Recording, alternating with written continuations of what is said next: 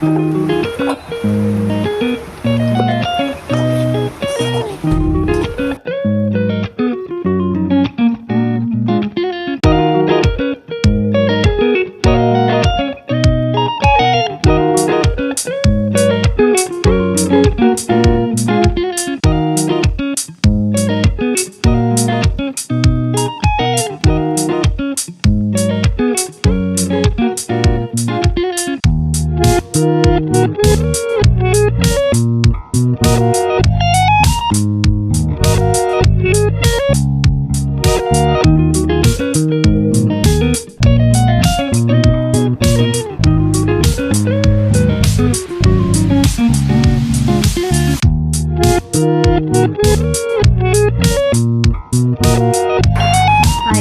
അപ്പോൾ നമ്മളുണ്ടാക്കിയ ചിക്കൻ ഇതിൻ്റെ പേര് എനിക്ക് ആക്ച്വലി അറിയില്ല.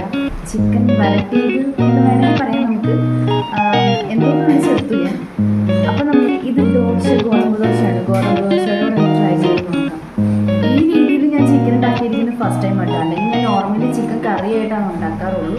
നമുക്ക് കഴിച്ചു നോക്കാം.